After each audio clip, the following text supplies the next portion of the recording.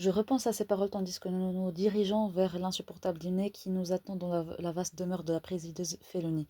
Que ressent-on à l'idée de se lasser après 17 ans de maîtrise, de se perdre dans une autre personne? Une profonde terreur. Je vais bientôt rentrer pour entretenir Iraya de nos plans. Je ne dois pas me laisser déconcentrer par autre chose, une chose dont je ne suis même pas sûre d'avoir envie. Pour le moment, Aïka doit rester mon seul amour, mon unique obsession.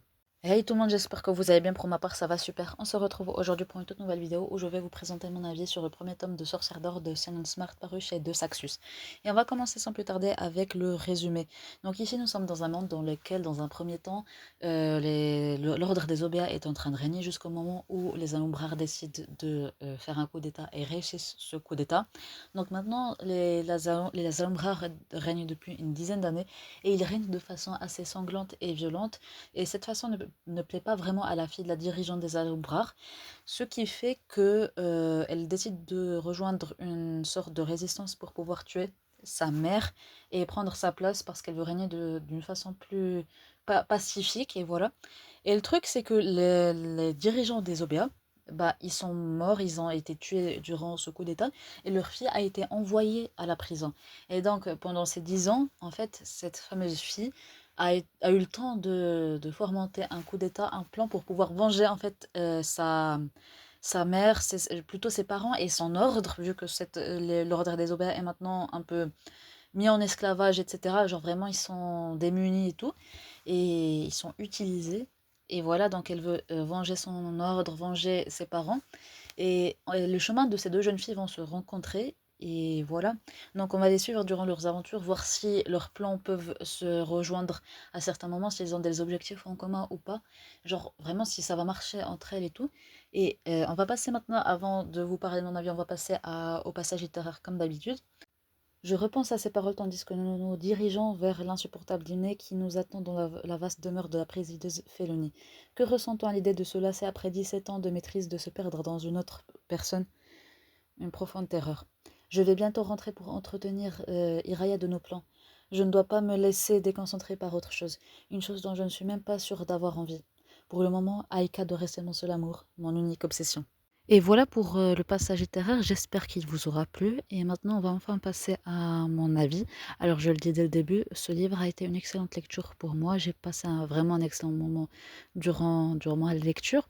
Et l'un des points positifs que j'ai souligné dès le début et qui fait que ça a été vraiment une excellente lecture, bah, c'est le fait déjà que tous les personnages dans ce roman, bah, ils sont noirs littéralement, parce que je le dis parce que en général, en littérature young adulte et en fantasy, en romantasy ou même en romance, la majorité des personnages, ils sont blancs. Et moi, ça m'a dérangé parce qu'en vrai, ce côté de il y a que les blancs qui existent, et même s'il y avait une représentation de personnes noires, bah, ils étaient pas si présents que ça et on n'avait pas ce côté de la difficulté qu'ils pouvaient vivre. Notamment, je m'adresse à ce côté-là, typiquement en romance, en young adulte et en contemporain, même si ça peut être, ça peut être utilisé et ça peut être fait en fantasy. Genre vraiment le fait qu'on n'ait aucune idée de ce qu'ils peuvent endurer à cause du racisme quotidiennement, bah, ça m'a dérangé et voir que là, actuellement, on a un livre où tous les persos sont noirs. Et vraiment, ça m'a beaucoup plu. Et aussi, je connais encore dans le côté diversité, bah, le fait que ça soit inspiré de la culture jamaïcaine, du folklore aussi, de la mythologie jamaïcaine. Vraiment, ça m'a beaucoup plu parce que vraiment, j'ai jamais vu de livre avec ce côté-là, avec ce pays, cette représentation-là de ce pays-là spécifiquement.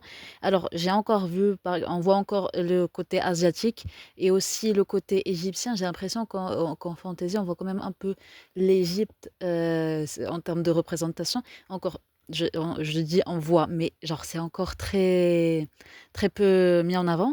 Mais en vrai, la culture africaine en général, vraiment, ça pourrait être intéressant et exploitable niveau fantasy et tout. Alors même sans ça, mais genre, vu que je lis principalement dans le fantasy, bah, normal que j'en parle plus, mais typiquement, vraiment la fantasy, ça pourrait être très bien utilisé. Alors quand je dis ça, comme je lis la fantasy, c'est ce que je lis, mais ça peut être appliqué à tous les genres. Bref, la psychologie des personnages est est très bien travaillé selon moi. Alors vraiment, elle a évolué, elle est pas restée, et genre les personnages en eux-mêmes, ils ont évolué, leurs actions ont du sens, et vraiment, il y a ce côté stratégie, etc.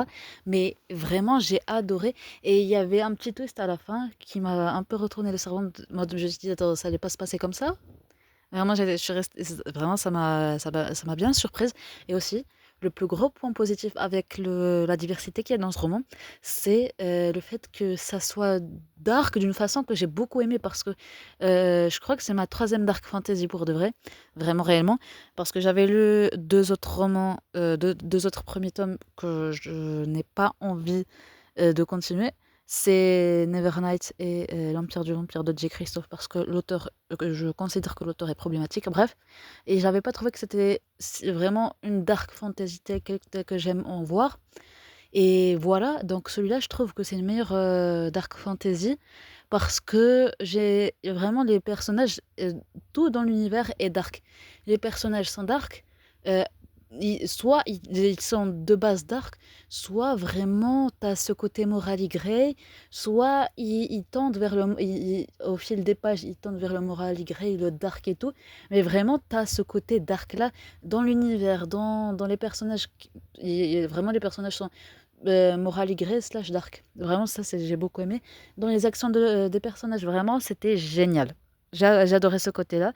Et je trouve que le schéma utilisé dans ce roman, en termes de dark fantasy et tout, ça pourrait être un bon schéma à réutiliser en vrai. Et voilà.